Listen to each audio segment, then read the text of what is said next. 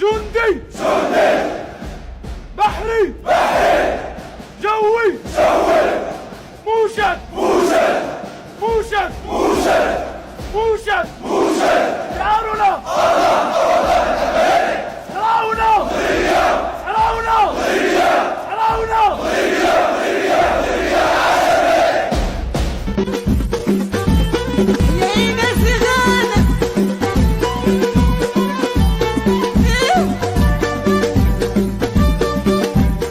الرحمن الرحيم، والصلاة والسلام على مولانا رسول الله.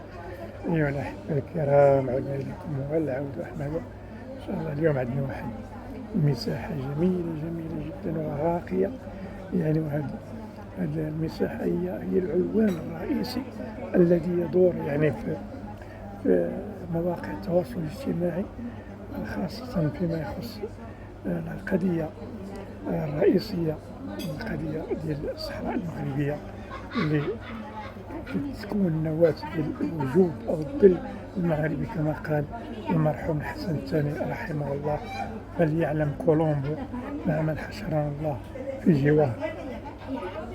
هذه المناسبة يعني كنشوف الصداع، معليش غادي نكمل أن ما كاينش ندير لايف، المهم نديرو يعني العنوان وهو الطينة الجزائرية. يعني واحد العنوان خطير جدا. والأمر دابا حنا اللي ما فهمناش، وراه كان قديم، ولا ملي غادي نبدا نسرد لكم في سميتو الحيتيات ديال هذا العنوان غادي تعجبوا. يعني غتلقاو بأن ما قاله الحسن الثاني رحمه الله يعني كان سابق لأوانه. إن أقدر ما مر على الجزائر عبر تاريخها من فجره إلى يومنا هذا هو تدنيسها من قبل هذه العصابات واللصوص الذين يسميهم من لا يعرفهم فرنسيين ويحسبهم من بني آدم، ولكننا نحن الجزائريين الذين بلونا هذه الراسة، يعني الراس، يعني هذا الأصل كما نقول، ندين بقول شاعر في هؤلاء الرهط الذين سماه بير بروغر أول مدير فرنسي للمكتبة العمومية في الجزائر: الويندال المحدثين انظرها هنري شفون مالتسن 3 سنوات في شمال غرب إفريقيا، يعني الصفحة 29. أما شاعرنا فقال: رأيت آدم في نومي فقلت له أبا البرية إن الناس قد حكموا أن الفرنسا، يعني الفرنسيس، أن الفرنسا نسل منك. قال: إذا حواء طالقة إن صح ما زعموا. يعني قال لي بأن الأبيات الشعرية تقول، يعني يقولها يعني بعض الجزائريين: رأيت آدم في نومي فقلت أن أبا البرية إن الناس قد حكموا، يعني آدم أبا البرية، أن الفرنس ناس، يعني أن الفرنساويين جين من بني آدم. قال: إذا حواء طالقة، يعني طلق حواء رضي الله عنها وأرضاها من سيدنا آدم. يعني هجوم على أن الفرنسيين ليس آدميين. يعني لقد شن هؤلاء الأوباش يعني دائما على الفرنسيين حربا معنوية قدر على الإنسان الجزائري بهدف تجريده من سلاحه المعنوي، أو ما سموه لو ديزارممون مورال. ومن هذه الحرب النفسية القذرة ما كتبه سفير فرنسي في أطروحاته للدكتوراه.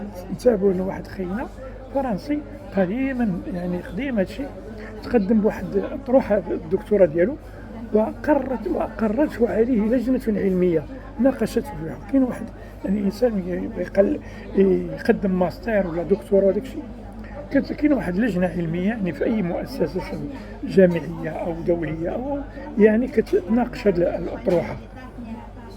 فكانوا جميعا أضحوكة العالم. يعني هذا هنا الجزائريين أو صاحب هذه المقولة كيقول بأن سواء هذا السفيه، يعني هذا الكاتب اللي طرح الدكتوراه ديالو، أو اللجنة العلمية التي يعني غتشرف على هذه الدكتوراه، صفهاتها يعني من هذه الحرب النفسية القذرة ما كتبه سفير فرنسي في أطروحته الدكتوراه. قررت غنجيو من بعد شنو قالت السفيه هذه، يعني عند بين قوسين الجزائر. فكانوا جميعا أضحوكة العالم، بل زعموا لوقاحتهم أن الله عز وجل عنصري، يعني دابا الكاتب زاد يعني باش يبرر يعني الهجمة ديال هاد الفرنسي.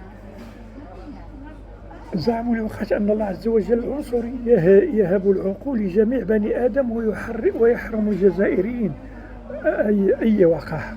يعني وهذا هو اللي نقول أن حنا كنا كنقولوا يعني بني مسكين سبعة فقيل ولكن هي راه ماشي على بني مسكين. حنا بني مسكين راه ناس يعني متقدمين ويعني فلاحة وعلماء وإلى آخره.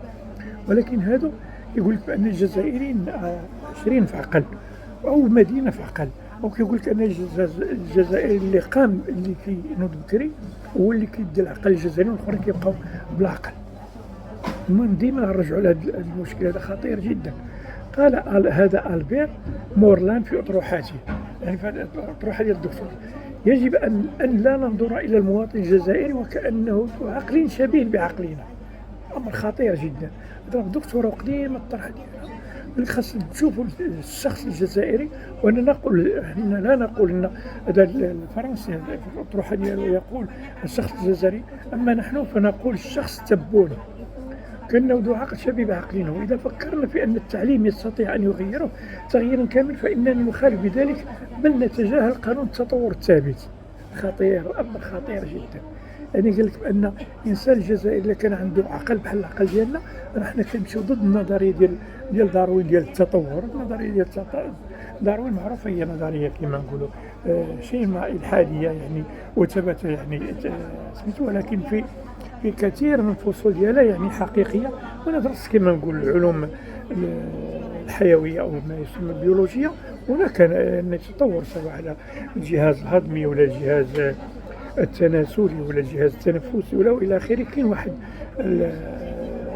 التطور، لكن الغلط اللي واقع وهو يعني كاين نظرية التطور الصحيحة يعني في علم الأحياء ولا في علم النبات ولا في علم كما نقولوا الحيوان، إلا أنها يعني فين وقع الغلط ديال داروين، وهو مني بغى يدوز كما نقولوا من القرد الإنسان. أما الله سبحانه وتعالى يقول نحن خلقنا بني آدم وكرمناه، يعني من آدم من الإنسان خلق من ذكر وأنثى، من آدم وحواء. يعني من قبل ما كاينش تطور من القرد داز الإنسان. وقد وصل يعني بعض علماء إنجليز يعني شدوا واحد الجمجمة ديال القرد، وفي القضية ديال ما يسمى التاريخ الكربوني أو الداتاسيون الكربون، وشدوا داروا زادوا شي مواد سميتو باش يلقاو ديك الحلقة المفقودة ما بين القرد وما بين الإنسان. ولكن هادشي في الانجليز، واحد العالمين في الانجليز، ولكن المختبر ثبت بانهم داروا واحد الخشونه يعني زور. المهم رجع الموضوع ديالنا ديال القوله ديال الحسن الثاني اللي يعلم ماشي ماكرو الميكروب هذا اللي يعلم كولومبو. هذه القوله ديال الحسن الثاني رحمه الله: من حشر الله في الجوار. حنا قوم كما نقول مسطي. والدليل على ذلك ان السعوديه طلبت الحجاج والمعتمرين يعني بوثيقه نفسيه تثبت يعني الصحه العقليه والنفسيه ديال الجزائريين، خاصه بعدما ذاك المعتمرين واحد قتل 3 صحابه يعني في العمره. قال هذا ألبير مورلان في أطروحته: يجب أن لا ننظر للمواطن الجزائري وكأنه ذو عقل شبيه بعقلنا، ويفكرنا في أن التعليم ولكن بأن التعليم يقدر يطور كما نقولوا بنادم ودي يستطيع أن يغير تغييرا كاملا، فإننا نخالف بذلك بل نتجاهل قانون التطور الثابت. انظر أحمد خطيب الثورة الجزائرية، هذا كلهم هذه وثائق. إن قرد شارل داروين، وهو اللي قلت لكم كاين نظرية التطور يعني صحيحة ديال داروين، لكن التطور ما بين الانسان كان الاصل ديالو. انا اصلا ما نبغيش نقول بان جدي كان يعني قرد عنده قصد، هذا مو مستحيل. الله سبحانه وتعالى كرمنا وكرم يعني بني ادم. ان قرد شارل داروين وقد يكون هذا ألبير من نسله، يعني وكتب ذاك وذاك هذا الدكتور اللي طرح الاطروحه ديالو قال لك ان هذا القرد ديال داروين قد يكون هو يعني من النسل ديال سميتو هذا هذا اليير يكون من نسل ديال القرد ديال داروين، يعني نظريه التطور كيجبدوا في هذا القرد ديال داروين. كما يقول اخواننا التونسيون من هذا القول من العلماء الذين اقروا هذا السفه، وما على الكليه التي وافقت على هذا الوسخ الفكري الا ان تحاول الى الصبر. يعني هما دابا يعيروا الدكتور وعيروا كما نقولوا القرد ديال اسمه نسبوا الدكتور القرد ديال داروين، وكذلك عيروا اللجنه العلميه، واليوم كيعيروا حتى الكليه وكيوصفوها باسطبل، وهي الاسطبل هي الجزائر الحضيره ديال شنقريحه او الحضيره التبونيه. ان هذا اليير يدل بكلامه على انه جاهل حتى لتراث مفخره الفرنسيين روني ديكارت القائل ما معنى ان العقل هو اعدى القسمه الهيه بين البشر. يعني تعرفوا بان ديكارت هو واحد الفيلسوف وعالم يعني فيزيائي وفيلسوف، لان اكثريه ديال العلماء الفيزيائيين مثلا ولا الرياضيين سواء داروين ولا ديكارت ولا اينشتاين وداك الشيء كلهم كانوا فلسفيين، يعني فلاسفه. وكذلك حتى العلماء يعني المسلمين كابن رشد والرازي كانوا علماء يعني فلاسفه وفي نفس الوقت علماء يعني في الطب وفي الرياضيات وفي الاخر. حتى ان الفلسفه يعني تنتمي الى العلوم، وهي التي بدات يعني دراسه الفيزياء والرياضيات الى اخره، وبذلك كانت يعني لنا فين دخل واحد الضرب ديال الدين. كما نقول يعني نظريه ديال نيوتن انا ديال ديكارت انا افكر، اذا انا عندي عقل، اذا انا موجود، اذا هناك من اوجدني هو الله. يعني دائما كيدوروا النواه ديال الحوار هو الوجود الالهي. كذلك كما النظريه ديال نيوتن، يعني فاش غادي يثبت ما يسمى بالجاذبيه او لا بوزونتور او لا جي اللي كنقولوا حنا دابا ملي كنقولوا عطينا واحد كيلو مطيشه ولا 2 كيلو ديال التفاح وداك الشيء، كيقول لك راه عندك كيلوغرام. راه ما كاينش كيلوغرام، راه كاينه يعني العباره ديالها بنيوتن، ان ديما كتاخذ ديك كيلوغرام وكتضربها بواحد جي دي بورغ كتسمى جي بورغ ولا جي دي بيزونتور، يعني الجاذبيه كتساوي 9.8 كما نقول. حتى مثلا في الضغط كنقولوا يعني مثلا باش كنعبروا نسيت باش كنعبروا كما نقولوا لا بريسيون كنعبروها يعني اعوذ بالله من الشيطان. المهم غنتجاوز هذه نسيتها على ايه كنقولوا بار، يعني كنقول البريسيون بالبار، وهي راه ما كتعبرش بالبار، ولكن كاينه واحد وزن اخر، ولكن دائما كيرجع للبار بحال كنقول حنا كيلوغرام نيوتن. المهم نرجعوا لهذه النظريه ديالنا. تذكرت كلام هذا الدكتور جاي وانا نتابعها بتكريم ابنائنا. لا نقص شويه. إن نقرت شارل داروين وقد يكون هذا اليير من نسله سيضحك حتى أذنيه، يعني هذا القرد ديال داروين يضحك على هذا. كما يقول إخواننا التونسيين من هذا القول من العلماء الذين قرروا هذا السفه، مع الكلية التي وافقت على هذا الوسخ فكي الآن تحول إلى إسطبل. يعني الكلية اللي احتضنت هذه الأطروحة هذه يعني كانت قال لك خاصها تكون كوري. يعني إن هذا اليير يدل بكلمة هذا على أنه جاهل حتى لتراث مفخرة الفرنسيين روني ديكارت قائل أن العقل هو أعدى القسمة الإلهية بين البشر. يعني هنا يعني الحاجة اللي كتبرر أن عندهم عقل يرجعوا لها يعني. ولكن الآخر يعني راه مادام نكر العقل عند الجزائري إلا عنده تجربة وداك الشيء سبحان الله. وهو ما نعانيه اليوم نحن في مواقع التواصل الاجتماعي التيك توك، عندما كيخش الجزائر كيقول حنا الشواكره ديال افريقيا وحنايا القوه الضاربه، كيخرج الرئيس التبون ديالهم رئيس الحدث يعني من دوله هاديستان وفاصوليستان، كما كيتكلم على العدس والمؤامره ديال الحدث والبقوليه من عدسها وفمها وبصرها. قال لك تذكرت كلام هذا الدكتور جاهل وأنا أتابعها بتكريم أبناء المتوفقين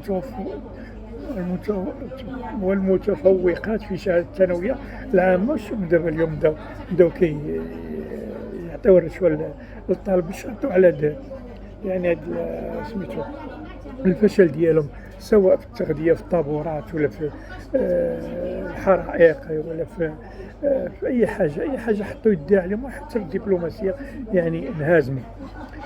المهم ذكرت كلام الدكتور جواد حفظ تكريم أبنائنا إلى آخره، والتعليم المتوسط كما نقول الإمام العالم بن باديس الذي تدل على أن في رأسه عقلا وليس بيار. وهذه المقولة أن الطين الجزائرية طين في علم وذكاء، إذ واتتها الظروف مجلة شهاب فبراير 1931 ديال بن باديس. ولو بعث الله هذا البيير الحجرة لوجد أن الجامعة الفرنسية فضلا عن المدارس والثانويات ملأ بالأساتذة والمعلمين الجزائريين ذكران وإناث يعلمون الفرنسية حتى لغة الفرنسية، وقد يكون من بين هؤلاء أحفاد هذا بيير، يعني هذا اللي قال لهم بأن الجزائر ما عندهم عقل. إن فرنسا المجرمة عندما طردها الشعب الجزائري لم تترك في الجزائر إلا جامعة واحدة فيها بضع مئات من الجزائريين. أما الآن في كل ولاية جامعة، يقول لك احنا القوة الضاربة والشواكر والمهم على إيد هذه وشهادة شاهد من أهلها، قال لك أن الجزائريين ما عندهم عقل، وأن هذا يثبت هذا قرن ديال داروين الذي يضحك من الجزائريين. والسلام عليكم ورحمة الله تعالى وبركاته. هذه حجة إلى يوم الدين على من أتانا الله في الجوار معهم، رحمه الله الحسن الثاني رحمة وسع كل شيء. السلام عليكم.